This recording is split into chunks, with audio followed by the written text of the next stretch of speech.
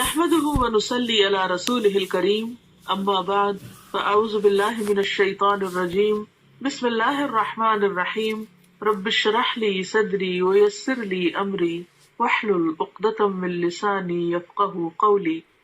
اللہ سبحانہ تعالیٰ نے ہمیں پیدا کیا اور پیدا کر کے یوں ہی چھوڑ نہیں دیا بلکہ ہماری ہدایت کا بھی انتظام کیا۔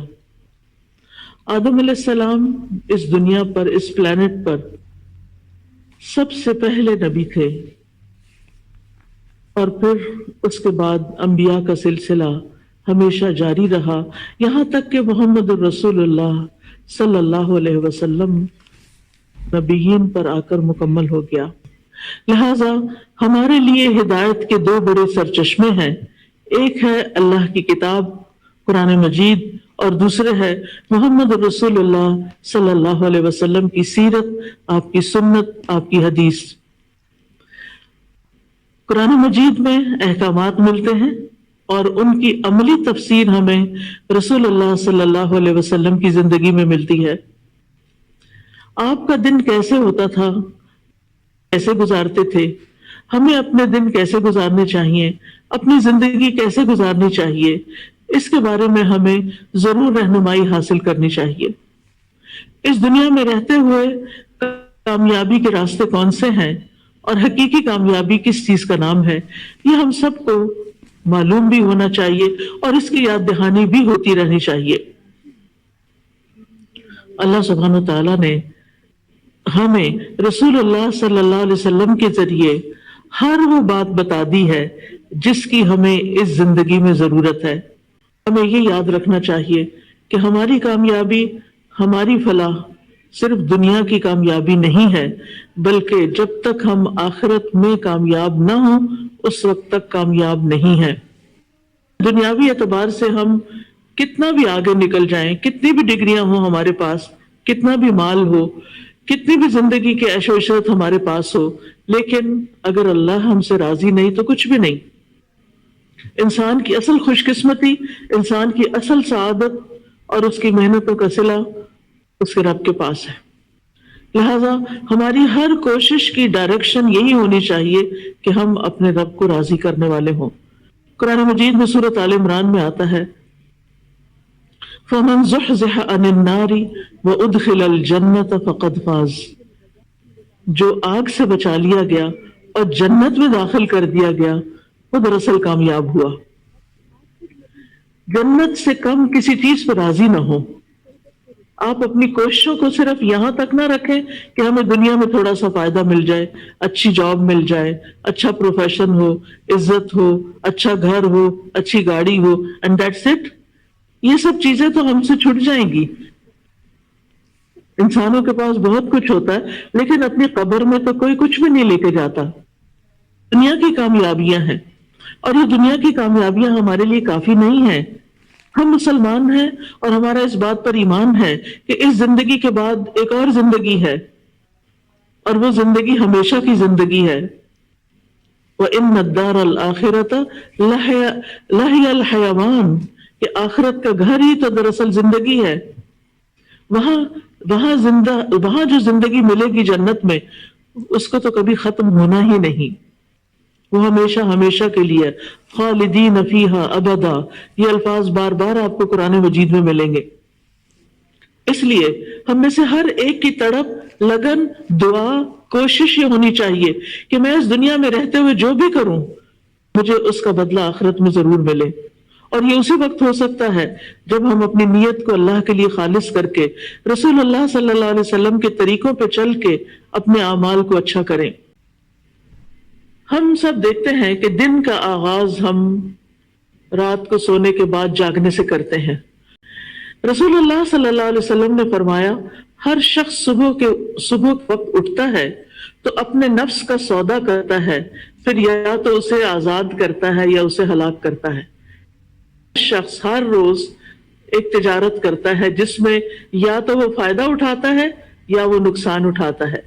ہر روز ہمیں دن کے 24 آورز مل جاتے ہیں، اور 24/7 یعنی پورے ہفتے میں ہمیں ہر روز 24 آور ملتے ہیں۔ اب کچھ لوگ ایسے ہیں کہ جو ان 24 آورس کو بہترین طریقے سے گزارتے ہیں اور پھر وہ کامیاب ہو جاتے ہیں، ان کا سودا نفع بخش ہوتا ہے، وہ پروفٹ کما لیتے ہیں. اور کچھ لوگ انہی 24 آورس کو ضائع کر کے بھی نقصان اٹھاتے ہیں اور آخرت میں بھی نقصان اٹھاتے ہیں. تو اس لیے ہمیں وہ کام لازمی کر لینے چاہیے کہ جن سے یہ 24 آورز ہمارے سیکیور ہو جائیں اور ہماری کامیابی کا راستہ ان سے طے ہو جائے. سب سے پہلی چیز جو آنکھ کھلتے ہی ہمیں کرنی چاہیے وہ ہے صبح کی دعا، جس کا آغاز ہوتا ہے الحمدللہ سے. الحمدللہ الذی احیانا بعدما اماتنا والیہ النشور. سب تعریفیں اس اللہ کے لیے ہیں جس نے ہمیں مرنے کے بعد زندہ کیا اور اسی کی طرف دوبارہ لوٹنا ہے. اب آپ دیکھیے کہ یہاں پر زندگی اور موت کی بات کی جا رہی ہے. آپ کو یہ تو معلوم ہی ہوگا کہ النوم اخو الموت، کہ نیند موت کی بہن ہوتی ہے. جس طرح نیند میں انسان کچھ دیکھتا نہیں، کچھ سنتا نہیں، موت کے بعد بھی انسان کا دیکھنا سننا ختم ہو جائے گا. اب آپ دیکھیے کہ انسان کی قرآن مجید سے ہمیں پتہ چلتا ہے کہ ہم جب رات کو سوتے ہیں تو ہماری ایک روح لے لی جاتی ہے. اسی وجہ سے وہ روح آپ دیکھیں کہ جہاں جہاں جاتی ہے، جو جو کچھ دیکھتی ہے، اس کا ایک کنیکشن انسان کے ساتھ بھی ہوتا ہے. تو اسی کی بنا پہ ہم خواب دیکھتے ہیں. اور بعض اوقات وہ انسان جو ہے وہ بہت ساری سفر طے کر رہا ہوتا ہے، جو لوگ دنیا سے گزر چکے ہیں ان سے جا کے مل رہا ہوتا ہے. تو یہ دراصل روحوں کی ملاقات ہوتی. پھر جس شخص کو اللہ تعالیٰ زندگی دیتا ہے اس کی روح واپس اس کے جسم میں صبح جاگتے ہی لوٹا دی جاتی ہے، اور جن کی موت نیند کے اندر لکھی ہوتی ہے ان کی روح واپس نہیں آتی. اسی لیے آپ نے ضرور یہ سنا ہوگا کہ فلاں شخص سویا تو پھر اٹھا ہی نہیں، کیونکہ اس کی وہ روح جس پر اس کی زندگی کا دار و مدار تھا وہ اس کو واپس نہیں دی گئی. تو یاد رکھیے ہماری زندگی اور ہماری موت ٹوٹلی اللہ سبحانہ و تعالیٰ کے کنٹرول میں ہے. اس لیے ہر روز جب صبح ہمیں زندگی کا ایک اور دن ملتا ہے تو ہمیں کیا کرنا چاہیے؟ اللہ کا شکر ادا کرنا چاہیے کہ مجھے ایک اور دن مل گیا، اور پھر خوش ہونا چاہیے کہ مجھے اپنی آخرت کی کمائی کے لیے مزید وقت مل گیا ہے. اور یاد رکھیے کہ جب انسان شکر ادا کرتا ہے تو اللہ تعالیٰ کا وعدہ ہے لَإِن شَكَرْتُمْ لَأَزِيدَنَّكُمْ. شکر ادا کیا تو میں تمہیں اور زیادہ عطا کروں گا. جو بندہ شکر گزار ہوتا ہے، گریٹفل ہوتا ہے، اس کی نعمتوں میں اضافہ ہوتا چلا جاتا ہے. پھر آپ دیکھیے کہ ہم عام طور پر بھی اللہ سبحانہ تعالیٰ کی اللہ کی تعریف کیوں کریں؟ آپ دیکھتے ہیں کہ قرآن مجید سے ہمیں پتہ چلتا ہے کہ کائنات کی ہر چیز اللہ کی تسبیح بیان کر رہی ہے. اگر یہ پہاڑ اور یہ درخت اور یہ پھول اور پھل اور یہ پتے اور یہ تمام چیزیں اللہ کی تسبیح کرتی ہیں تو پھر ہم پیچھے کیوں رہیں؟ ہمیں تو اللہ تعالیٰ نے افضل المخلوقات بنایا ہے، باقی چیزوں کو ہمارے لیے بنایا ہے. اگر آپ کے گھر میں لگا ہوا درخت اللہ کی تسبیح کر رہا ہے اور آپ سو ہی رہے ہیں تو آپ سوچئے کہ پھر اللہ کے نزدیک وہ درخت زیادہ اچھا ہے جو اس کی تعریف کر رہا ہے، یا وہ انسان جو شیطان کے بہکاوے میں آ کے غافل ہو کے وقت میں سو رہا ہے. قرآن مجید میں آتا ہے تسبح له السماوات السبع والارض ومن فيهن وان من شيء الا يسبح بحمده ولكن لا تفقهون تسبيحهم. ساتوں آسمان اور زمین اس کی تسبیح کرتے ہیں، یعنی اللہ سبحانہ تعالیٰ کی، اور جو بھی ان میں چیزیں ہیں وہ بھی، اور کوئی بھی چیز ایسی نہیں مگر وہ اس کی حمد کے ساتھ اس کی تسبیح کرتی ہے، لیکن تم ان کی تسبیح کو سمجھتے نہیں. یعنی انسان کو ان کی زبان نہیں معلوم، ان کی تسبیح کا طریقہ نہیں معلوم. بے شک وہ ہمیشہ سے بردبار نہایت بخشنے والا ہے. یعنی اللہ رب العزت انسانوں کو معاف کر دیتا ہے کہ جس وقت ساری کائنات اللہ کی حمد بیان کر رہی ہوتی ہے، سارے فرشتے اللہ تعالیٰ کی عبادت میں لگے ہوئے ہوتے ہیں، وہاں ایک انسان جس کو اختیار دیا گیا، جس کو اللہ تعالیٰ نے چوائس دے دی ہے، وہ اپنی چوائس سے اللہ کی عبادت کرے تو ساری مخلوق سے افضل ہو جاتا ہے، اور جب وہ کی دی ہوئی اس آزادی سے فائدہ نہیں اٹھاتا اور اللہ کی نافرمانی کرتا ہے تو ساری مخلوقات سے زیادہ نچلا ہو جاتا ہے۔ ثم رددناہ اسفل سافلین، اسفل سافلین، سافل کہتے ہیں نیچے گرنے والے کو، اور اسفل جو سب سے نیچے جا گرے۔ جب ساری کائنات اللہ کا ذکر کرے گی اور انسان نہیں کرے گا تو انسان تو پیچھے رہ جائے گا نا، اس کو تو عزت اسی میں ملے گی کہ وہ اپنی چوائس سے یہ سب کچھ کرے۔ نبی صلی اللہ علیہ وسلم نے فرمایا قیامت کے دن اللہ تعالیٰ کے سب سے افضل بندے وہ ہوں گے جو کثرت سے اللہ کی تعریف کرنے والے ہیں۔ تو اس لیے جو نعمت بھی آپ کو ملے اس پر الحمدللہ ضرور کہیے۔ حدیث میں آتا ہے الحمدللہ کہنا میزان کو نیکیوں سے بھر دیتا ہے۔ اتنا بڑا کلمہ ہے یہ کہ اللہ میں تیری تعریف کرتی، تیری حمد و ثنا کرتی ہوں۔ اسی طرح اگر انسان پانی کا ایک گھونٹ بھی پیتا ہے، ایک گھونٹ، اور اس کے بعد الحمدللہ کہتا ہے تو اللہ تعالیٰ اس بندے سے راضی ہو جاتا ہے۔ اب آپ صبح کے وقت اٹھ گئے، صبح کے وقت اٹھ کر آپ نے دعا پڑھی، زندگی ملنے پر اللہ کا شکر ادا کیا۔ اب اس شکر کا عملی طریقہ کیا ہے کہ آپ نماز فجر ادا کریں۔ تو اٹھنے کے بعد پہلا کام نماز فجر ادا کرنا ہے، کیونکہ سورج نکلنے کے ساتھ ہی نماز فجر کا وقت چلا جاتا ہے، تو اس کو with in time, with in limits ہمیں ادا کرنا ہوتا ہے۔ فجر کی نماز جو ہے یہ عمل کی پہلی بنیاد ہے۔ اس وقت آپ نے ثابت کر دیا کہ آپ اللہ کے بندے ہیں یا اپنے نفس کے بندے ہیں۔ جو نفس کے بندے ہوتے ہیں وہ اپنی مرضی کے کام کرتے ہیں اٹھ کے، اور جو اللہ کے بندے ہوتے ہیں، جو اللہ کی عبادت گزار ہوتے ہیں، وہ پہلا کام کیا کرتے ہیں؟ نماز ادا کرتے ہیں۔ رسول اللہ صلی اللہ علیہ وسلم نے فرمایا اللہ نے بندوں پر 5 نمازیں فرض کی ہیں، جس نے انہیں ادا کیا کا حق ہلکا سمجھتے ہوئے ان میں سے کچھ کیا تو اللہ کا اس کے لیے قیامت کے دن کے لیے یہ وعدہ ہے کہ اس کو جنت میں ضرور داخل فرمائے، اور جس نے ان نماز مگر ان کا حق ہلکا سمجھتے ہوئے ان میں سے کچھ ضائع کر دیا کا اس عہد نہیں، وہ چاہے تو عذاب دے اور چاہے تو معاف فرما دے۔ لہذا نماز کو معمولی چیز نہیں سمجھنا چاہیے۔ اللہ سبحانہ تعالی صبح اور عصر کی نماز کے بعد فرشتوں سے بندوں کا حال پوچھتے ہیں کہ جب تم گئے تھے، یہ تو آپ کو معلوم ہے نا ہمارے دائیں بائیں کرام کاتبین ہیں، 2 فرشتے ہیں، ڈیوٹی 24 آور کی نہیں ہوتی، ان کی ڈیوٹی 12 آور ہوتی ہے، اور یہ فجر اور اپنی ڈیوٹی تبدیل کر دیتے ہیں۔ جو فجر کے وقت آتے ہیں وہ عصر کے وقت تک ہم نے جو کچھ کیا ہوتا ہے وہ سارا لکھ کر واپس لے جاتے ہیں، اور وہاں سے نیکسٹ فریش فرشتے آ جاتے ہیں جو اگلے وقت کے لیے پوری رات کے لیے ہمارے اعمال لکھتے ہیں، اور پھر وہ فجر کے وقت واپس جاتے ہیں اور نئے فرشتے فجر کے وقت ہمارے پاس آ جاتے ہیں۔ جب یہ واپس جانتے ہیں تو اللہ تعالیٰ خود ان سے پوچھتے ہیں کہ تم نے بندوں کو کس حال میں چھوڑا؟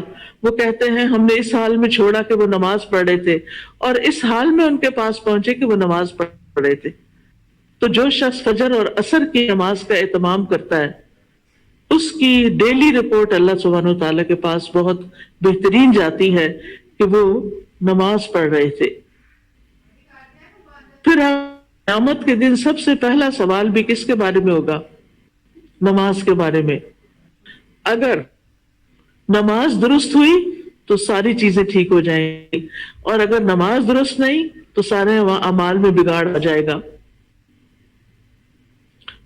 صلی اللہ علیہ وسلم نے فرمایا وہ آدمی ہرگز آگ میں نہیں جائے گا جس نے سورج نکلنے سے پہلے ہونے سے پہلے نماز پڑھی، یعنی فجر اور عصر کی نماز پڑھی۔ اور نماز پڑھنے سے اللہ تعالیٰ بندے کے رزق کا وعدہ بھی کرتے ہیں۔ فرمایا وَأْمُرْ أَهْلَكَ بِالصَّلَاةِ وَاصْطَبِرْ عَلَيْهَا لَا نَسْأَلُكَ رِزْقًا نَحْنُ نَرْزُقُكَ، اور اپنے گھر والوں کو نماز کا حکم دیجئے اور اس پر خوب پاک بند رہیے، ہم تم سے کسی رزق کا طالبہ نہیں کرتے، ہم ہی تمہیں رزق دیں گے۔ تو اس سے یہ پتہ چلتا ہے کہ جو شخص اپنی عبادت صحیح طور پر کرتا ہے اللہ سبحانہ وتعالیٰ اس کو تنہا نہیں چھوڑتا۔ نماز سے انسان کے گھر میں برکت آتی ہے، اس لیے خود بھی نماز ادا کرنی چاہیے اور گھر والوں کو بھی اس کا حکم دینا چاہیے۔ فجر کی سنتوں کو کبھی نہ چھوڑیں۔ صلی اللہ علیہ وسلم نے فرمایا فجر سے پہلے کی 2 رکعتیں دنیا اور جو کچھ اس میں ہے اس سے بہتر ہے۔ فجر کی سنتیں بہتر کس سے؟ پوری دنیا سے۔ اگر آپ کو پوری دنیا بھی مل جائے تو بھی وہ کم ہے بنسبت اس کے کہ آپ 2 رکعت نماز سنت ادا کریں، اور اگر سنت کا اتنا بڑا اجر ہے تو پھر فرض کا کیا ہوگا۔ یاد رکھیے فجر کے وقت سنت ہے، فجر کے وقت سونا درست نہیں۔ نبی صلی اللہ علیہ وسلم نے فرمایا ایک آدمی جو رات سے لے کر صبح تک سوتا رہا، اس کے بارے میں فرمایا یہ وہ شخص ہے جس کے کان میں شیطان نے پیشاب کر دیا تھا۔ شیطان بھی ہم نے نہیں دیکھا اور اس کا پیشاب بھی نہیں دیکھا، لیکن نبی صلی اللہ علیہ وسلم نے فرمایا ہے تو بات درست، کیونکہ آپ صادق اور امین تھے، یہ بات تو ہم سب جانتے ہیں، سبھی مانتے ہیں۔ مراد اس سے یہ ہے کہ اس شخص کے اوپر خوب نحوست طاری ہوگی، اسی لیے آپ لیٹ اٹھتے ہیں، نماز نہیں ادا کرتے، اللہ کا ذکر نہیں کرتے، آپ کی طبیعت سارا دن بوجھل رہتی ہے۔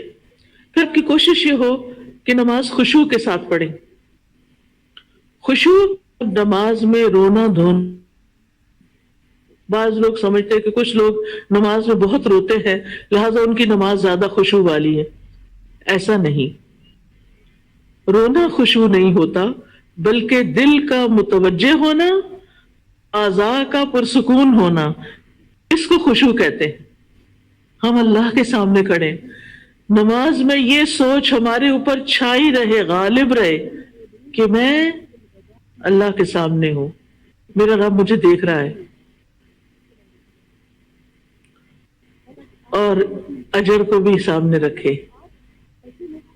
نبی صلی اللہ علیہ وسلم نے فرمایا تم جب بھی کوئی سجدہ کرتے ہو تو اللہ اس سجدے کی وجہ سے تمہارا ایک درجہ بڑھا دیتا ہے، ہر سجدے کی وجہ سے ایک درجہ بڑھ جاتا ہے، اور اسی کے ذریعے تمہاری ایک خطا بھی مٹا دیتا ہے۔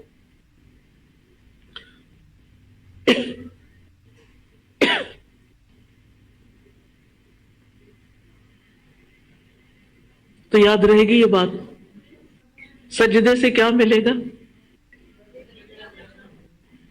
سجدے سے کیا ملے گا؟ ایک درجہ بلندی، یعنی پہلے جنت میں جہاں مقام تھا اس سے اوپر ہو گئے، اوپر اوپر اوپر۔ اور کیا ملتا ہے؟ ایک خطا مٹ جاتی ہے، ایک غلطی صاف ہو جاتی۔ نماز کے بعد فوراً مصلی سے نہیں اٹھے، بیٹھے رہیں، ذکر اذکار کریں کہ اس کا بہت بڑا اجر ہے۔ رسول اللہ صلی اللہ علیہ وسلم نے فرمایا جب تک تم اپنے اس مصلی پر بیٹھے رہو جہاں تم نے نماز پڑھی تھی اور بے وضو نہ ہو، یعنی وضو نہ ٹوٹے، تو فرشتے تمہارے لیے دعا کرتے رہتے ہیں اللہم اغفر لہ، اللہم ارحمہ، اے اللہ اس کو بخش دے، اے اللہ اس پر رحم فرما دے۔ تو کیا کرنا چاہیے پھر؟ اپنی جگہ پر تھوڑی دیر بیٹھ کے تسبیحات کر کے دعائیں فرشتوں کی لے کے پھر اٹھیں۔ اب یہ جو تسبیحات ہے نا 2 طرح سے ہیں، ایک تو ہے 33 بار، دوسری ہے اور آخری بار 33 مرتبہ اللہ اکبر، اور پھر آخری بار لا الہ الا اللہ وحدہ لا شریک لہ، لہ الملک و لہ الحمد وہو علی کل شیء قدیر، تو یوں کہنے سے 34 دفعہ ہو جاتا ہے، اور پوری یعنی حدیث سے یہ پتہ چلتا ہے کہ وہ اس نے اپنی تسبیح پوری کر لی۔ اب آپ دیکھیے کہ اگر آپ کے پاس وقت نہیں اور آپ کو جلدی کسی کام سے جانا ہے تو پھر آپ کتنی دفعہ پڑھ لیں؟ 10 دفعہ۔ کیا پڑھیں گے، کیسے پڑھیں گے؟ سبحان اللہ سبحان اللہ 2 دفعہ چھوٹی انگلی کو پریس کریں گے، یا چھوٹی انگلی جو ہے وہ آپ کے انگوٹھے کے ساتھ لگے گی، ٹھیک ہے؟ تو آپ کو نمبر یاد رہے گا، سبحان اللہ سبحان اللہ اللہ سبحان اللہ سبحان اللہ سبحان اللہ سبحان اللہ سبحان اللہ، اور پھر سبحان اللہ پورے 10 ہو گئے۔ تو 10 بار تینوں تسبیحات پڑھ لیں، 10 بار سبحان اللہ، 10 بار الحمدللہ، اور 10 بار اللہ اکبر۔ اس کے بارے میں آپ صلی اللہ علیہ وسلم نے فرمایا 2 خصلتیں یا 2 عادتیں ایسی ہیں کہ اگر کوئی مسلمان بندہ ان کی پابندی کر لے تو جنت میں داخل ہوگا، اور وہ بہت آسان ہے مگر ان پر عمل کرنے والے بہت کم ہیں۔ ہر نماز کے بعد 10 مرتبہ سبحان اللہ، 10 مرتبہ الحمدللہ، اور 10 مرتبہ اللہ اکبر کہے تو زبان کی ادائیگی کے اعتبار سے 150 بار ہے۔ مجموعی طور پر 5 نمازوں کے بعد جو عمل ترازو میں رکھا جائے تو 1500 ہے۔ کتنا اللہ سبحانہ تعالیٰ نے اجر لکھا ہے آپ کے لیے۔ اور اگر آپ نہیں پڑھتے، چھوڑ کے اٹھ جاتے، کتنی دیر لگتی ہے؟ 1 منٹ، 2 منٹ، 2 بھی نہیں لگتے۔ ہم اپنا فون، سیل فون میں جا نماز کے ساتھ رکھ کے بیٹھتے ہیں، جو سلام پھیرا فٹافٹ فون اٹھا لیا۔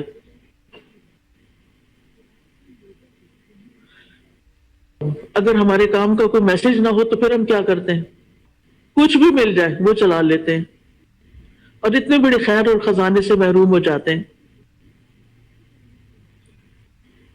بات یہ ہے کہ اگر انگلیوں پہ تسبیح کریں گے تو زیادہ ثواب ہوگا، انگلیاں گواہ بن جائیں گی، لہذا خوبصورتی کے ساتھ انگلیوں کو استعمال کرنا ہے، جیسے سبحان اللہ سبحان اللہ سبحان اللہ سبحان اللہ الحمدللہ الحمدللہ اکبر اللہ اکبر، یعنی اس طرح بھی آپ کر سکتے ہیں۔ پھر ہر نماز کے بعد آیت الکرسی پڑھیں، اس کا کیا ثواب ہوتا ہے؟ نبی صلی اللہ علیہ وسلم نے فرمایا ہر فرض نماز کے بعد آیت الکرسی پڑھنے والے کو موت کے علاوہ کوئی چیز جنت میں لے جانے سے نہیں روک سکتی۔ یعنی دنیا میں رہتے ہوئے تو آپ جنت میں نہیں جا سکتے، مرنے کے بعد بھی جنت میں وہ جائے گا جو اللہ کا پسندیدہ ہوگا، اور جو اللہ کا پسندیدہ ہے اس کو اللہ تعالیٰ نے بہت سی خوشخبریاں بھی سنائی ہیں، اس کے لیے آسانیاں بھی کی ہیں۔ اور یہاں پر کیا آسانی کی گئی ہے کہ جب یعنی انسان اپنی یعنی ان چیزوں کو پابندی سے پڑھے گا تو پھر اس کے لیے جنت کا رستہ آسان ہو جائے گا۔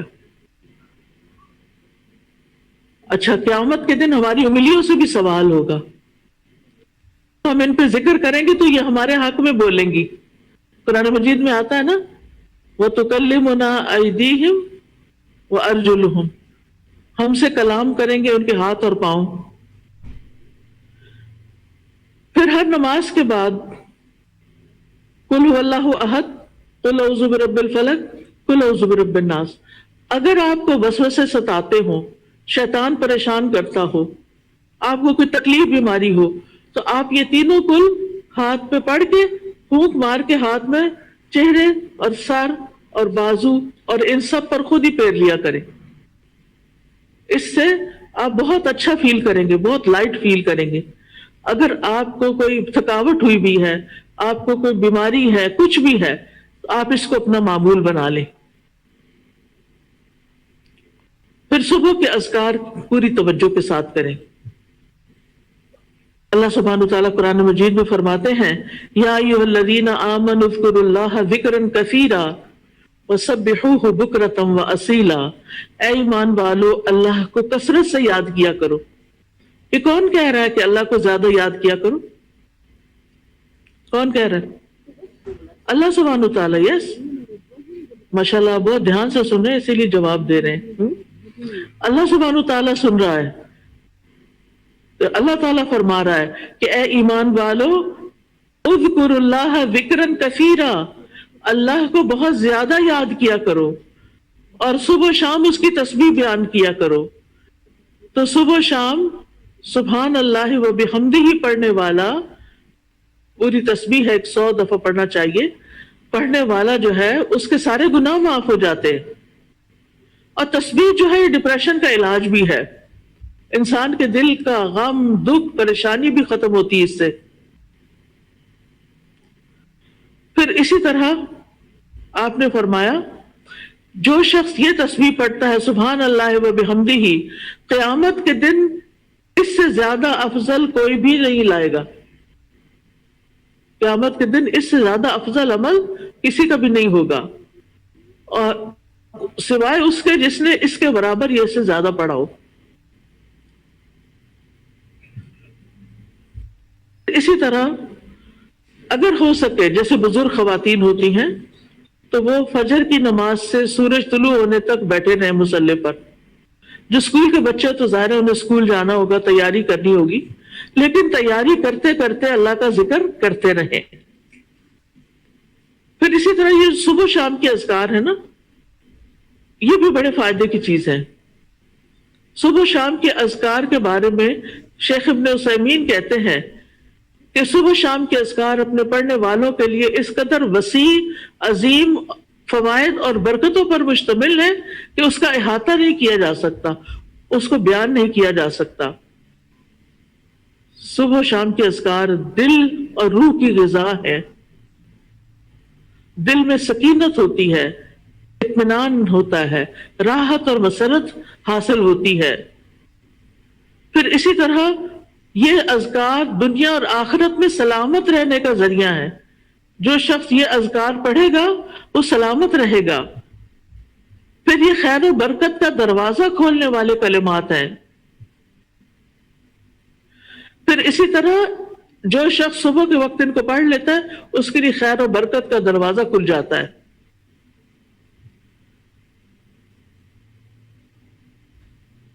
پھر اسی طرح انسان شر کے واقع ہونے سے پہلے اور واقع ہونے کے بعد اسے ہٹانے کا ذریعہ بھی بنائے۔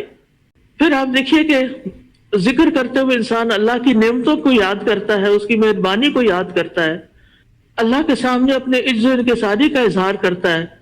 صبح شام کے اذکار کے بعد آپ قرآن مجید کھولیں، چاہے ایک صفحہ پڑھیں چاہے آدھا صفحہ پڑھیں، کیونکہ قرآن مجید میں آتا ہے ان قرآن الفجر کان مشہودا، کہ فجر کے وقت کا قرآن اس میں فرشتے حاضر ہوتے ہیں۔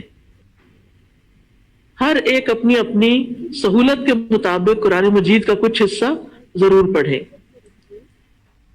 قرآن غموں کا علاج ہے، سکون کا ذریعہ ہے۔ قرآن کی تلاوت سے اجر ملتا ہے، ایک حرف کے نتیجے میں کیا ملتا ہے؟ 10 نیکیاں۔ اور پھر کہتے ہیں کہ الف لام میم یہ بھی حروف ہیں، یہ بھی قرآن کی حروف ہیں۔ صرف یہ کہنے سے الف لام میم کتنی نیکیاں مل جاتی ہیں؟ جی ہاں، 30 نیکیاں۔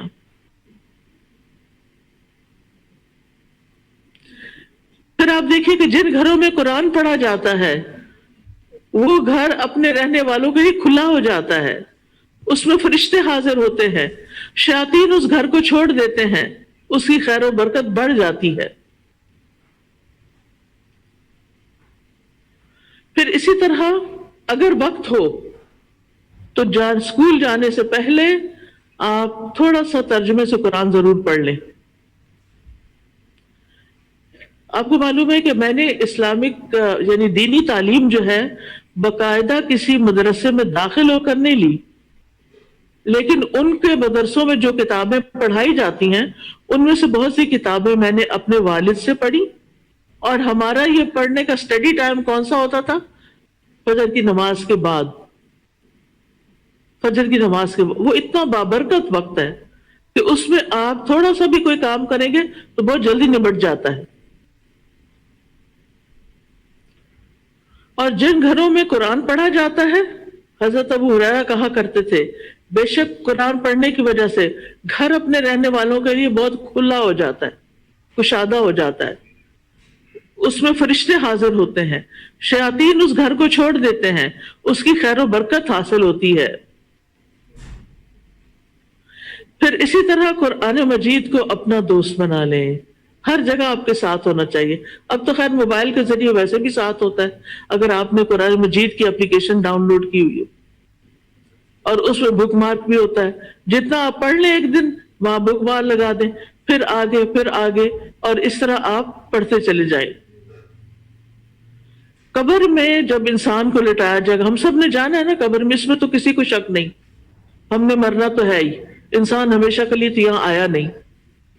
قبر میں جب کوئی مر جاتا ہے تو اس کو جب دفناتے ہیں اس کے اندر رکھتے ہیں تو قرآن جو ہے وہ بندے کے سرہانے کی طرف آ جاتا ہے، سر کی طرف، اور پھر وہ کہتا ہے، یعنی کہ فرشتہ جب اس کو عذاب دینے لگتا ہے تو وہ کہتا ہے کہ میں تو پڑھتا اور پڑھاتا ہوں. اور پھر تلاوت قرآن کا جو ثواب ہوتا ہے وہ اس جگہ پر آ جاتا ہے اور فرشتہ اس کا کچھ بھی نہیں بگاڑ سکتا. جب فرشتہ سامنے سے آتا ہے تو صدقہ اس کو پرے دھکیل دیتا ہے، اور جب اس کے پاؤں کی طرف سے آتا ہے تو مساجد کی طرف چل کر جانا اسے دور کر دیتا ہے. پھر اس کے بعد 2 رکعت نماز اشراق، یہ ہمارے جسم کے 360 جوڑوں کا، یعنی 360 ہڈیوں کا کیا ہے، یعنی اس کو پڑھ کے گویا ہم ایک ایٹریبیوٹ پیش کر رہے ہیں اپنے آپ کو.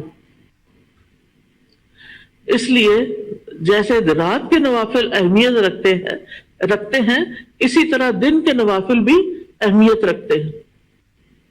تو بہت ضروری ہے کہ ہم تھوڑا سا وقت ضرور نکالیں، ہمارے جسم کا صدقہ ہے. ہم میں سے ہر روز تو ہر شخص صدقہ نہیں کر سکتا، اتنے پیسے تو نہیں ہوتے سب کے پاس، لیکن اگر آپ یہ 2 نفل پڑھ لیتے ہیں تو آپ کے بدن کا صدقہ ہو جاتا ہے.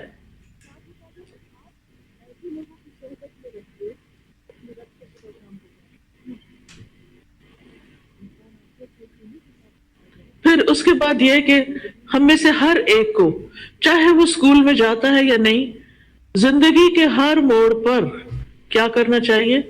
اپنے لیے علم نافع میں اضافہ کرنا چاہیے. اچھی کتابیں پڑھیں. ماشاءاللہ آپ اسکول کالجز میں جاتے ہیں، آپ کے پاس لائبریریز ہیں، آپ لائبریریز سے اچھی کتابیں نکلوائیں، ان کا مطالعہ کریں. نبی صلی اللہ علیہ وسلم فجر کی نماز کے بعد سلام پھیرتے تھے تو یہ دعا کرتے تھے، اللہم انی اسألک علما نافعا وعملا ورزقا طیبا وعملا متقبلا، اور پاکیزہ رزق، طیب رزق اور عمل قبول ہونے والا یہ نصیب کر. تو علم نافع کیا ہے؟ علم نافع وہ نفع مند علم ہے جس سے انسان کی دنیا بھی سنورتی ہے اور آخرت بھی. لہذا اسکول کالج میں جو بھی آپ چیزیں ایسی پڑھ رہے ہیں جو آپ کو آئندہ زندگی میں کام آنے والی ہیں تو وہ علم نافع ہے. پھر اس میں دینی علوم بھی آ جاتے ہیں، دنیاوی علوم بھی آ جاتے ہیں. اور پھر یہ کہ علم سیکھنے اور سکھانے کے لیے اپنے اوقات مقرر کریں. ہر وقت کتابیں لے کے نہ بیٹھے رہیں. گھر والے کو کسی کام کے لیے بلائیں اور آپ کہیں مجھے تو پڑھنا ہے، اور ان کو کتابیں دکھا کے تو پھر آپ آرام کریں. تو ایسا نہیں ہونا چاہیے، ٹھیک ہے نا. پھر ناشتے کی باری آتی ہے. ناشتہ ضرور کریں، اگرچہ کھجور ہی کھائیں. بہت سے بچے اسکول میں بھوکے چل پڑتے ہیں اور پھر کینٹین پہ آ کر اسی تیسی چیزیں کھا لیتے ہیں، بس پیٹ بھر لیتے ہیں۔ پھر آپ دیکھیے کہ اگر آپ گھر سے ناشتہ کر کے چلیں گے، اور خاص طور پہ لڑکیوں کو کیلشیم کی بہت ضرورت ہوتی، اگر آپ 1 کپ دودھ اور 2 کھجوریں بھی کھا کے گھر سے آ جائیں تو آپ کے لیے دوپہر تک آپ کا گزارا ہو سکتا ہے، کام چل سکتا ہے۔ لیکن اس سے جو دونوں چیزوں سے آپ کو انرجی ملے گی، آپ کی قوت میں اور زیادہ اضافہ ہوگا۔ نبی صلی اللہ علیہ وسلم نے فرمایا دودھ کے علاوہ کوئی چیز ایسی نہیں جو کھانے اور پینے دونوں سے کفایت کرے، یعنی دودھ کو کھا بھی سکتے اور پی بھی سکتے۔ آپ نے دیکھا ہوگا نا کہ وہ جم جاتا ہے، بازو کا دودھ دہی بن جاتا ہے، کھا لے اور دودھ کو پی لے۔ پھر آپ دیکھیے کہ کھانے سے پہلے کیا کریں، بتائے گا؟ آپ میں سے کوئی بتائے گا؟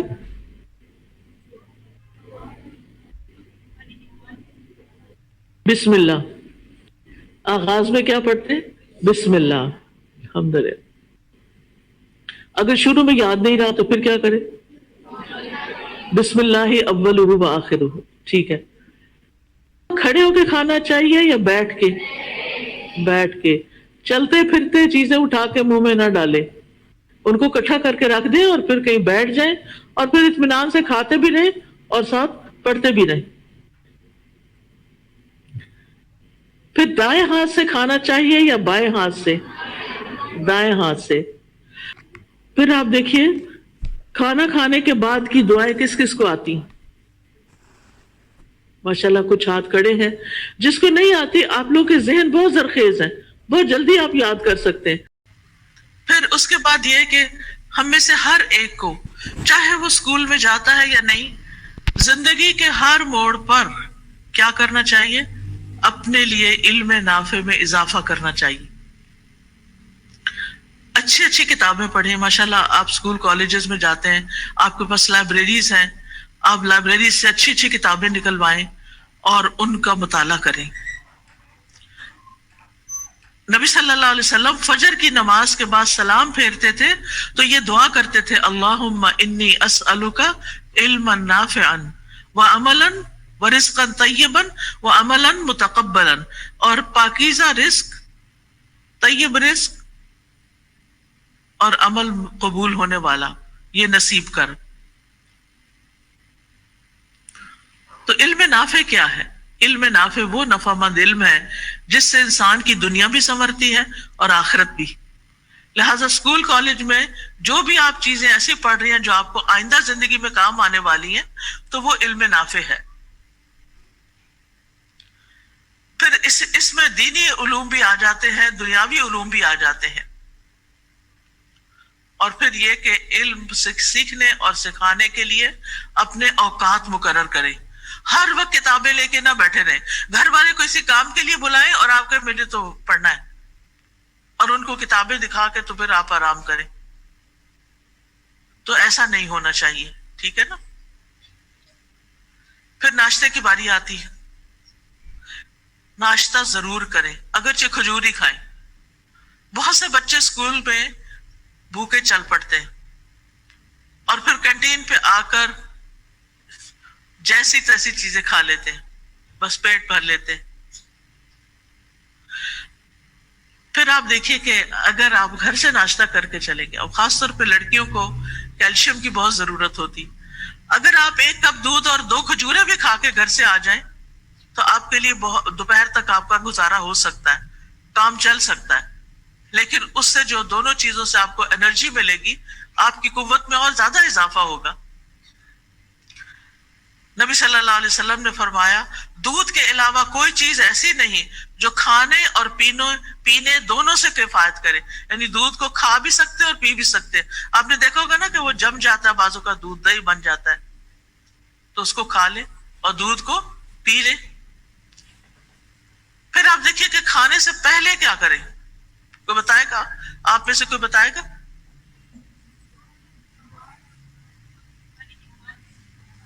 بسم اللہ۔ آغاز میں کیا پڑھتے ہیں؟ بسم اللہ، الحمدللہ۔ اگر شروع میں یاد نہیں رہا تو پھر کیا کریں؟ بسم اللہ اولہ و آخرہ، ٹھیک ہے۔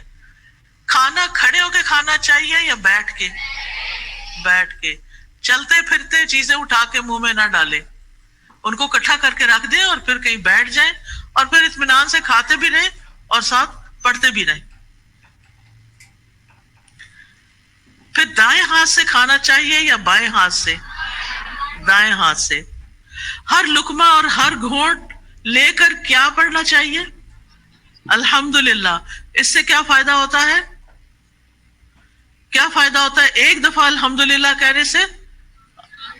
میزان نیکیوں سے بھر جاتا ہے. یعنی اللہ سبحانہ تعالیٰ کو اپنی حمد بہت پسند ہے.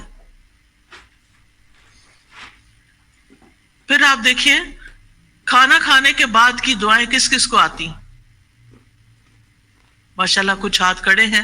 جس کو نہیں آتی، آپ لوگ کے ذہن بہت زرخیز ہیں، بہت جلدی آپ یاد کر سکتے ہیں. آپ یہ کر سکتے ہیں کہ کھانے کی دعائیں لے کے ان کا پوسٹر جو ہے وہ آپ گھر کے کسی وال پہ لگا لیں، جو کچن میں کھانا کھاتے ہوئے آپ کی نظر اس پہ پڑے، اور پہلے سے ہی تیاری کر لیں کہ کیونکہ اتنی ایج جب ہم نہیں نا کچھ پڑھتے تو پھر ہمیں پڑھنے کی عادت بھی نہیں ہوتی. تو لہٰذا بہت ضروری ہے کہ ہم کیا کریں؟ دعا پڑھیں. جو شخص یہ دعا پڑھے الحمدللہ الذی اطعمنی ھذا ورزقنیہ من غیر حول منی ولا قوہ، اس کے پچھلے گناہ معاف کر دیے جاتے ہیں. سبحان اللہ. یعنی اللہ تعالیٰ ہمیں کھلا رہا ہے، پلا رہا ہے، اور ہم ایک اس کا شکر ادا کر دیتے ہیں کہ اللہ آپ نے مجھے کھانا دیا، آپ کا رزق ہے، میری کوئی قوت اور طاقت نہیں تھی اس کو لانے میں، تو اللہ تعالیٰ اس کے گناہ معاف فرما دیتے ہیں. پھر اسی طرح صبح صبح ایک نیت کرے، اور وہ کیا ہے؟ حیاتی کلہ للہ، میری ساری زندگی میرے رب کے لیے، اللہ کے لیے ہے. کیا مطلب ہے اس کا؟ کہ میں وہ کام کروں گی جن سے میرا رب راضی ہوگا، اور ان چیزوں کو چھوڑ دوں گی جن سے میرا رب ناراض ہوتا ہے.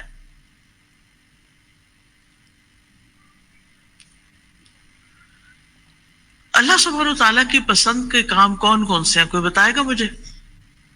اللہ تعالیٰ کن کاموں کو پسند کرتا ہے؟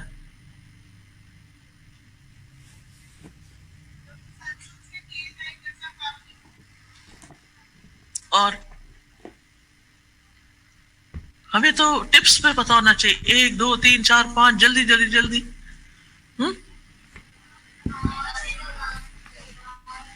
ٹھیک ہے، شاباش، ٹھیک ہے، بالکل. اور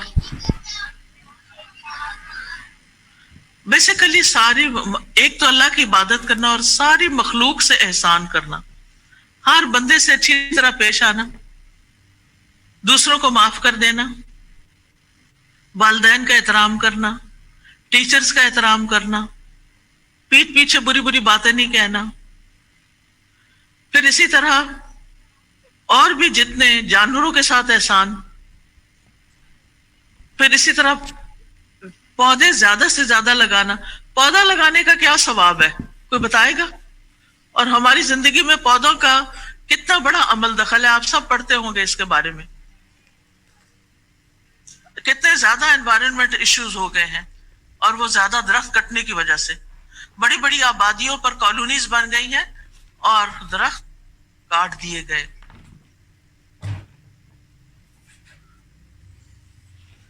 تو اللہ سبحانہ تعالیٰ کے لیے ہم اپنی زندگی کو خالص کریں کہ اللہ میری زندگی آپ کے لیے، اور پھر ہم ایمان کے ساتھ خوبصورت بنے. یعنی بہت سے لوگ صرف میک اپ سے خوبصورت بننا چاہتے ہیں، ہمیں ایمان کے ساتھ. ایمان ہوتا ہے دل میں، اور جو دل میں ہوتا ہے وہ چہرے پہ آتا ہے. اگر ایمان دل کے اندر خوبصورت ہے نا، تو ہو ہی نہیں سکتا کہ چہرہ اس کو ریفلیکٹ نہ کرے.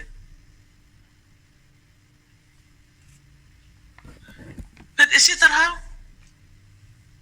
قلبی طہارت کے ساتھ ساتھ روح کی غذا اب تک آپ دے رہے تھے اس کو، اب جسمانی طہارت کا بھی خیال کریں. پاک صاف رہنے والوں کے بارے میں ہمارا دین ہمیں کیا سکھاتا ہے؟ شاباش، ان اللہ یحب التوابین ویحب المتطہرین. بے شک اللہ توبہ کرنے والوں سے محبت کرتا ہے اور پاک صاف رہنے والوں سے. اللہ سبحانہ تعالیٰ پاک صاف رہنے والوں سے محبت کرتا ہے. کس کو نہیں چاہیے اللہ کی محبت؟ ہمیں سے ہر شخص کو چاہیے ہوتی ہے. لہذا اللہ کی محبت ان لوگوں کے لیے ہے جو پاکیزگی کا اہتمام کریں گے. پھر آپ دیکھیے کہ طہارت میں جسم، ناخن، بدن، سکن، بال، ان سب کی طہارت کا خیال کرنا چاہیے. مسواک کرنا، مسواک کرنے کے کیا فائدے ہیں؟ آپ میں سے کوئی بتائے گا؟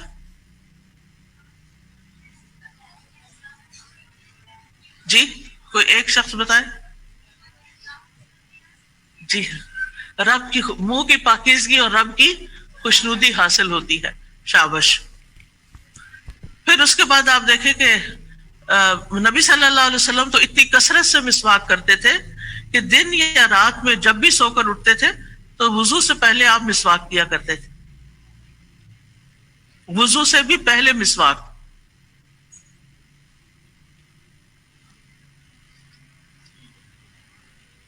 پھر وضو کے بعد کی دعا، اس کے پڑھنے کا کیا ثواب ہے؟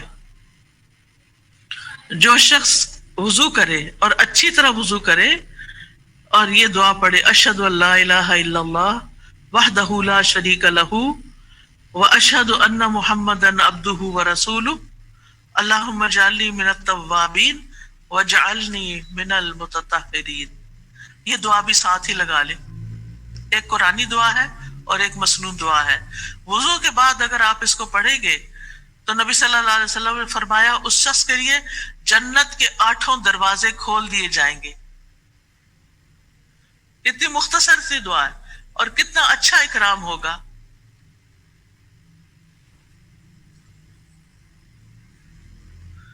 پھر آذان اگر سنتے ہیں تو آذان کا جواب دینا ہے، اور آذان کا جواب دے کر دعائیں بہت زیادہ قبول ہوتی ہیں.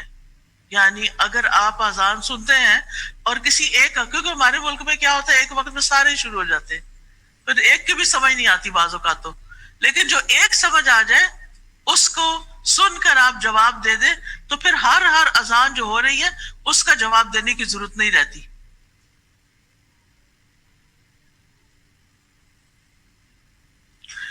پھر اسی طرح آپ دیکھیں کہ اپنے رب کے ساتھ اپنا توکل جو ہے وہ مضبوط کریں، رب پر بھروسہ کریں.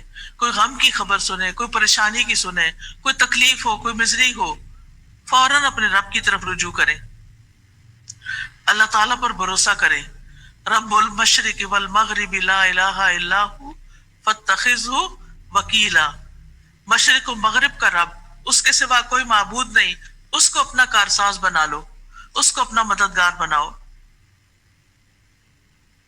پھر اپنے اندر توکل پیدا کریں. نبی صلی اللہ علیہ وسلم نے فرمایا اگر تم اللہ پر ویسا توکل کرو جیسا کہ اس کے کرنے کا حق ہے، یعنی پوری طرح توکل کر لو، تو وہ تمہیں اسی طرح روزی دے گا جس طرح وہ پرندوں کو دیتا ہے. صبح کو وہ بھوکے پیٹ اٹھتے ہیں اور شام کو پیٹ بھر کے جاتے ہیں، یعنی اللہ سبحانہ تعالیٰ انہیں ہر نعمت عطا کر دیتا ہے. پھر اسی طرح ہر طرح کے حالات میں پر امید رہیں، ہر طرح کے حالات میں پر امید رہنا، مایوس نہیں ہونا. مایوسی کیا ہوتی ہے؟ جی ہاں، تو مشکل معاملہ بھی آ جائے تو آپ یہ سمجھیں کہ اللہ تعالیٰ کے بس میں ہے اس کو حل کرنا. پھر اپنا کام کاج شروع کریں، چاہے گھر میں کچن میں کام کرنا ہے یا کوئی اور کام کرنا ہے، ساتھ ساتھ غور و فکر جاری رکھے. اور اس سلسلے میں خصوصی طور پر قرآن مجید کو نہیں بھولیں. قرآن مجید کے بارے میں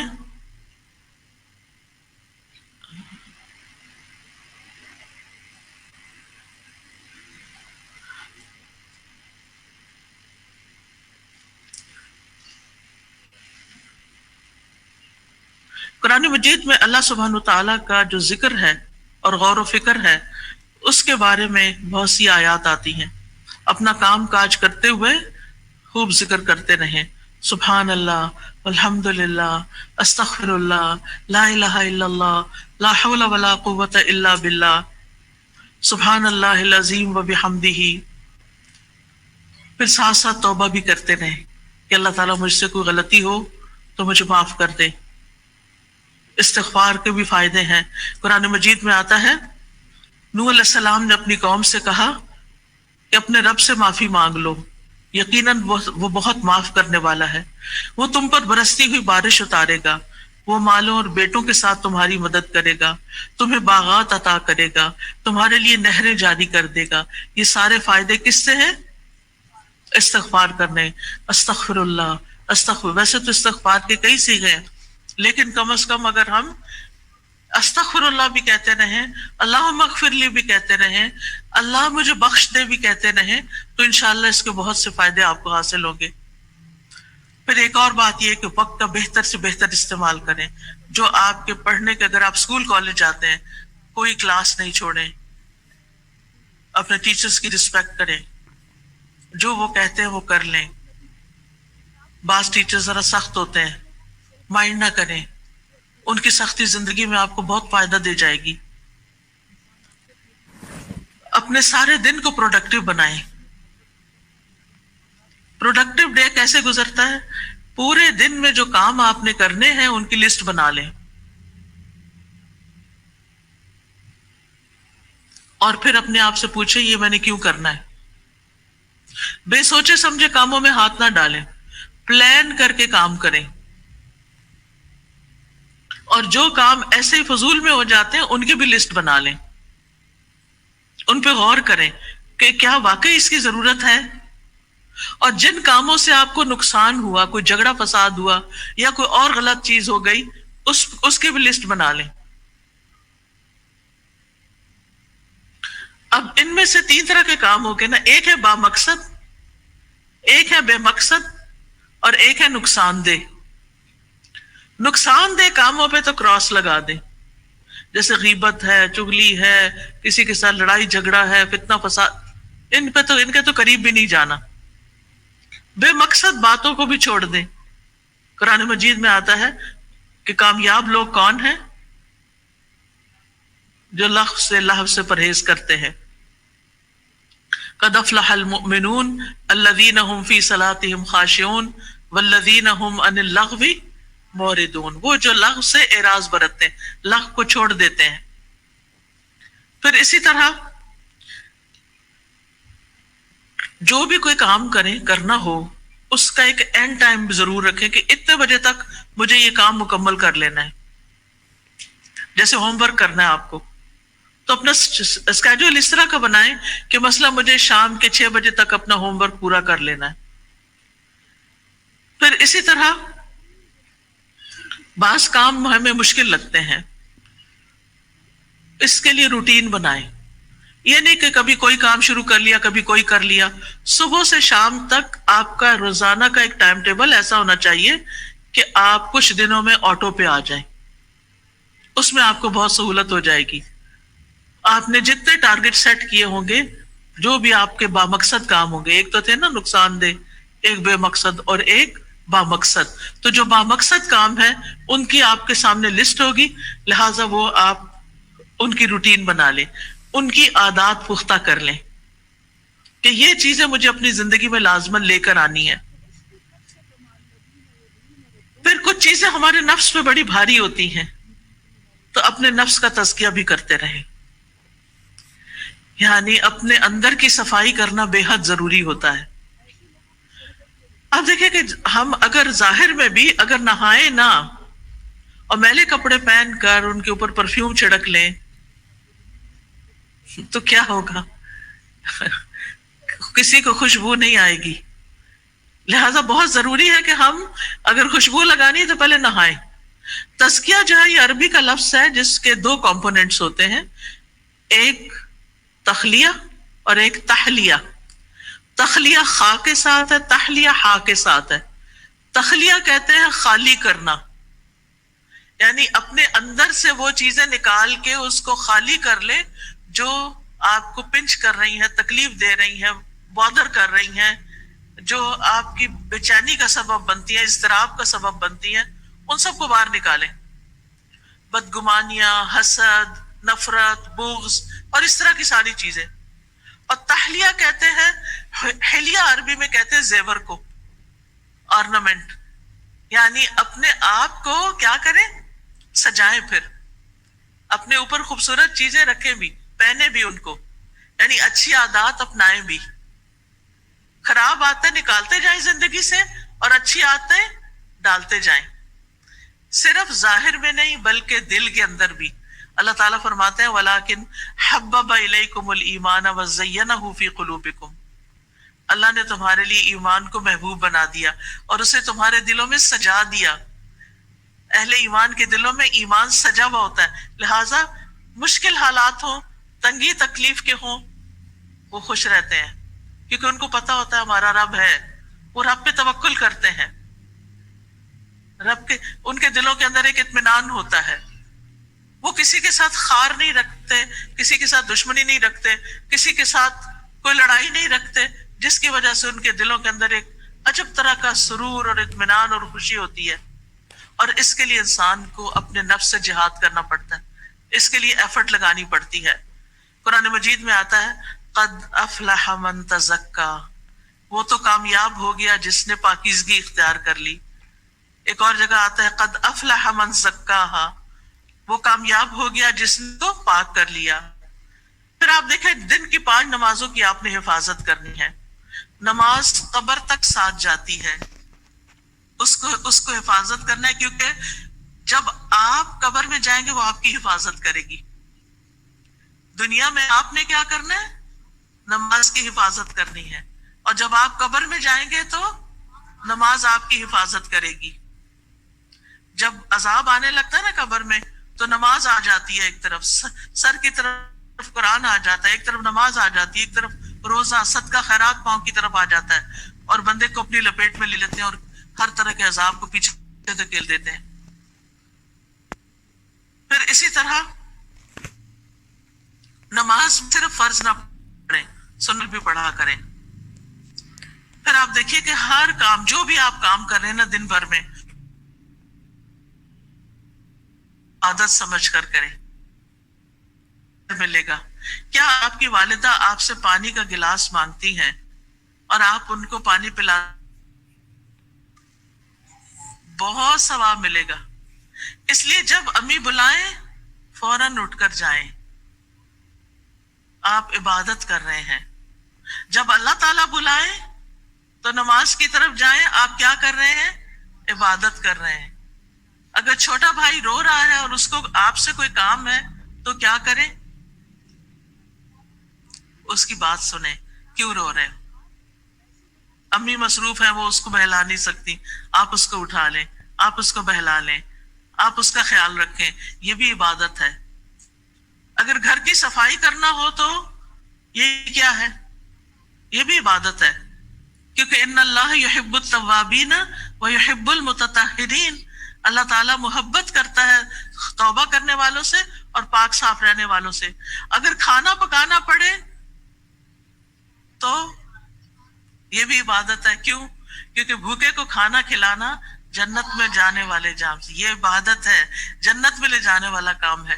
ہمارا دین اتنا خوبصورت ہے کہ 24/7 جتنے بھی آپ کام اچھے اچھے کریں گے وہ سب عبادت ہے، وہ سب آپ کے اعمال نامے میں جمع ہو رہا ہے. اور پھر آپ دیکھیں یہ نہ کہا کریں وہ فلاں بہن بھی تو نہیں کرتی میں کیوں کروں، یہ نہیں کہنا آپ نے. وہ بھائی نہیں کرتا میں کیوں کروں، نہیں، نیکیوں میں ایک دوسرے سے آگے نکلے. وہ نہیں کرتا نہ کرے، مجھے کرنا ہے، میں جا رہی ہوں کرنے. دوسرے سے پہل کریں اور نیکی کے ہر کام میں کچھ نہ کچھ حصہ ڈالیں. حضرت ابو ہریرہ کہتے ہیں کہ رسول اللہ صلی اللہ علیہ وسلم نے فرمایا آج تم میں سے کس نے روزہ رکھا ہے؟ ابو بکر رضی اللہ عنہ نے فرمایا کہ میں نے. عرض کیا میں نے. آپ نے پوچھا آج تم میں سے کس نے مریض کی عیادت کی ہے؟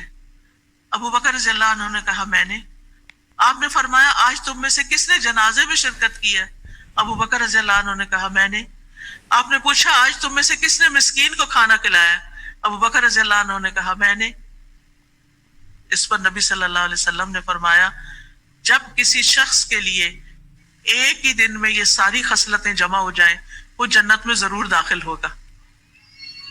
بلی کو آنے دیجیے گا، گھبرائیے گا نہیں، چیخنا نہیں. کوئی بات نہیں، وہ بھی ڈری ہوئی ہے نا. یہ بھی عبادت ہے. بلی کو چلی گئی، بس اب نجات پا گئی بیچاری. اس کو خوف سے بچانا بھی کیا ہے؟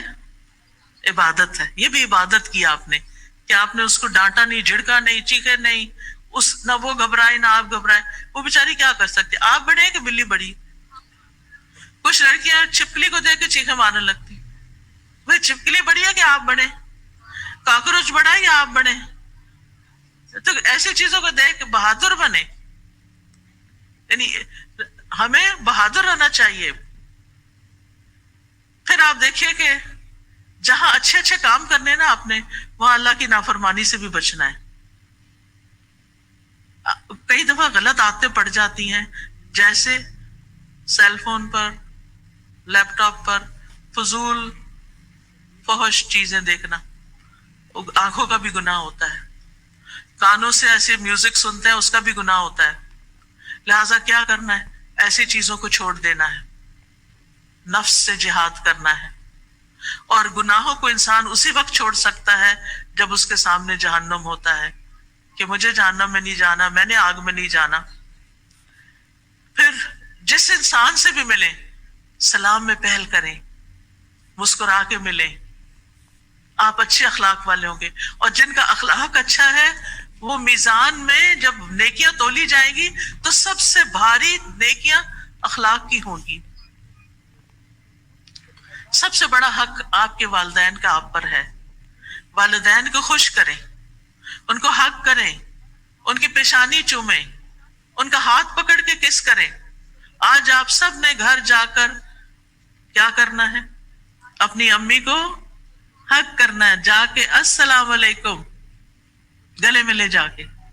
آج میں ایک لیکچر سن کے آئی ہوں، یہ میری عبادت ہے. اور ان کو ناراض نہیں کرنا. اللہ کی عبادت کے بعد والدین کے ساتھ نیکی جو ہے وہ بہت بڑے نیکی کے کام ہو. اللہ تعالیٰ کئی بار قرآن مجید میں اللہ کی عبادت کے بعد والدین کے ساتھ اچھے سلوک کا حکم دیتے ہیں. وہ انہوں نے سب سے زیادہ ہمارے لیے قربانیاں کی ہوتی ہیں.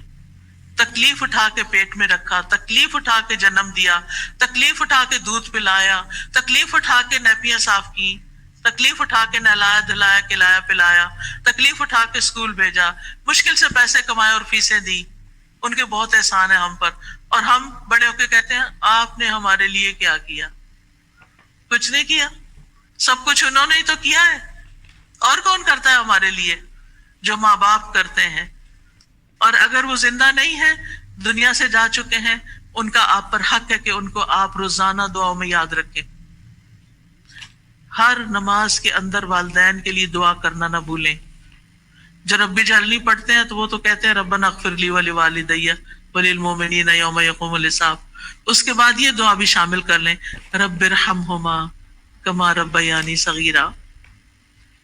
پھر آپ دیکھیں سارے انسانوں کے لیے خیر کا باعث بنے. باعث ختم کر دیں، یہ فلاں ہے، یہ فلاں ہے، یہ ایسا ہے، یہ ویسا نہیں. ہمیں اپنی ذات سے ہر ایک کو فائدہ پہنچانا چاہیے. اگر کوئی اچھا نہیں بھی تو وہ اپنا خود ذمہ دار ہے اپنے عمل کا. ہمیں سب کے ساتھ اچھا سلوک کرنا چاہیے. پھر اگر کوئی مانگنے والا آپ سے کچھ مانگ لے تو کیا کرنا چاہیے؟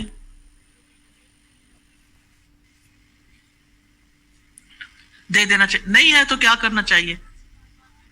کوئی اچھی سی بات کر لینی چاہیے اس سے. ڈانٹنا نہیں ہے.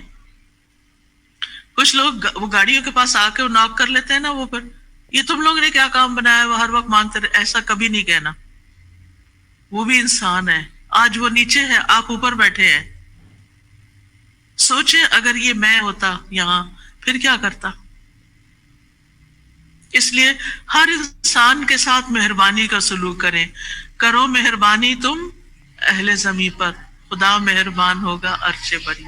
اگر ہم کسی انسان کے ساتھ مہربانی کریں گے اس کا بدلہ ضرور پائیں گے. ہمارا رب کئی گنا بڑھا کے بدلہ دیتا ہے. اس لیے کبھی بھی بخل نہ کرے کسی کے ساتھ اچھا کرنے میں، اور صلہ رب کے اوپر چھوڑ دیں. میں نے اس کا بدلہ اس سے لینا ہے. انسان کیا دے سکتے ہیں؟ انسانوں کی محنتوں اور نیکیوں کا بدلہ نہیں دے سکتے، وہ رب ہی دیا کرتا ہے. اس لیے اپنے اعمال کو رب کے لیے خالص کر لیں. جہاں بھی ہوں خیر پھیلانے والے ہوں. خیر الناس من ينفع الناس، اچھے لوگ وہ ہوتے ہیں جو لوگوں کو نفع پہنچاتے ہیں. حضرت عیسیٰ علیہ السلام کے بارے میں آتا ہے وَجَعَلَنِي مُبَارَكًا أَيْنَمَا كُنْتُ، اللہ نے مجھے مبارک بنایا جہاں بھی میں ہوں. برکتیں ہی برکتیں. تو برکتیں کن لوگوں کی ہوتی ہیں؟ جو جہاں بیٹھتے ہیں لوگوں کو فائدہ پہنچاتے ہیں. پھر پڑوسیوں کا خیال کرنا ہے آپ نے. اگر ہر روز مشکل ہے تو ویک میں ایک دن ضرور رکھیں کہ آپ اپنے نیبرز کا بھی خیال کریں، وہ کس حال میں ہیں. کچھ پکائیں تو ان کے لیے بھیج دیں. اگر کوئی بیمار ہے تو عیادت کر دیں. گھر میں بھی سلام کو عام کریں. سلام صرف باہر کے لوگوں کے لیے نہیں ہوتا، گھر والوں کے لیے بھی ہوتا ہے. آس پاس کے لوگوں کے ساتھ تعاون کریں. اور یہ ذہن میں یاد رکھیں، ہر چیز لکھی جا رہی ہے، ہر چیز ریکارڈ ہو رہی ہے، ہر طرف کیمرے لگے ہوئے ہیں، ہر چیز ریزرو ہو رہی ہے. اللہ سبحانہ تعالیٰ کے سامنے جا کر کھول دی جائے گی. انسان کے ہاتھ میں اعمال نامہ دیا جائے گا اور اس کو دیکھ کے کہے گا ما لہذا الکتاب لا یغادر صغیرۃ ولا کبیرۃ الا احصاها. سورۃ کہف کی آیت ہے. اس کتاب کو کیا ہے، اس نے نہ کوئی چھوٹی بات چھوڑی نہ کوئی بڑی بات چھوڑی، ہر چیز لکھ لی. لہذا اپنی زبان کی بھی حفاظت کرنی ہے. بلا ضرورت بات چیت نہیں کرنی، بے فائدہ چیزوں کو چھوڑ دینا ہے، جھوٹ نہیں بولنا، کسی کے ساتھ کسی کو اذیت نہیں دینی زبان سے. اس کے ساتھ ساتھ ہر روز صدقہ کرنے کی عادت ڈالنی ہے. چاہے آپ 1 روپیہ ایک باکس بنا لیں، 1 روپیہ ہی اپنی جیب خرچ میں سے ڈالیں. اگر نہیں ہے تو اشراق کے 2 نفل جو ہیں وہ پورے دن کا صدقہ ہو جائے گا. فقیروں اور مسکینوں کا ضرور خیال کریں. کل ہی میں ایک جگہ پر گئی ہوئی تھی جہاں انہوں نے، فادیہ کاشف ہیں، انہوں نے جو جھگیوں میں رہنے والے بچے تھے ان کو وہاں سے نکال کر ان کے لیے اسکول بنایا، ان کے لیے مسجد بنائی، ان کے لیے پڑھائی کا انتظام کیا، ان کے لیے یونیفارم کا، ان کے کھانے پینے کا، ان کو اب وہ گھر بنا کر دے رہی ہیں. اب یہ ایک پروجیکٹ ان کا مکمل ہونے والا ہے تو ایک اور جگہ جا کر انہوں نے 150 بچے ایک اور جھگیوں سے انہوں نے اسی طرح کے اپنے پائپ لائن میں رکھے ہوئے ہیں کہ وہ ان کے لیے کچھ کریں گی. ایسے بھی لوگ ہوتے ہیں نا جن کو، کچھ لوگوں کو اللہ پیسہ دیتا ہے وہ صرف اپنی ذات پہ خرچ کرتے ہیں، اور کچھ لوگوں کو اللہ تعالیٰ مال دیتا ہے تو وہ معاشرے کے طبقہ، جو پسے ہوئے طبقات ہیں ان کو اوپر اٹھانے کے لیے کرتے ہیں. تو اپنی چیزیں اور ایکسٹرا چیزیں فقراء کو تقسیم کر کے ان کو خوشی پہنچائیں. نبی صلی اللہ علیہ وسلم کو نے فرمایا مومن کو خوش کرنا، اس کا قرض ادا کرنا، اس کی ضرورت پوری کرنا، اس سے کسی مصیبت کو دور کرنا افضل ترین اعمال میں سے ہے. پھر اسی طرح غصہ نہیں کرنا، چھوٹی چھوٹی بات پہ ناراض نہیں ہونا، رشتہ داروں سے نہیں کاٹنا. نبی صلی اللہ علیہ وسلم فرمایا جو شخص یہ چاہتا ہے اس کی عمر لمبی ہو، اس کا رزق میں برکت ہو، وہ اپنے رشتہ داروں سے جوڑ کے رکھے. کس کا دل چاہتا ہے اس کی عمر لمبی ہو؟ ہم سب کا چاہتا ہے. کس کا دل چاہتا ہے اس کا مال زیادہ ہو؟ ہم سب کا چاہتا ہے. تو کیا کرنا ہے؟ اپنے رشتہ داروں سے، اور ابتدا کرنی ہے والدین سے، بہن بھائیوں سے، پھر خالہ، ماموں، چچا، ان کے بچے، ان سب سے اچھا سلوک کرنا ہے. عید ہو، ویکینڈز ہوں، خاص موقع ہوں، ان کو گھر بلا لیں یا ان کے پاس چلے جائیں یا فون کر لیں یا میسج کر دیں، لیکن ان سے ان کا حال چال پوچھتے رہیں. پھر اسی طرح دوسروں کو معاف کرنے والے بنے. فاصفح الصفح الجمیل، درگزر کرو، خوبصورت طریقے سے درگزر کرنا. دوسروں پر ظلم کرنے اور مظلوم کی آہ سے بچیں، دل کی سختی سے بچیں، برے خیالات اور بدگمانیوں سے بچیں، غیبت سننے سے بھی بچیں، اور جو آپ کی غیبت کرے اس کے ساتھ حسن سلوک کر لیں تاکہ وہ آئندہ سے نہ کرے.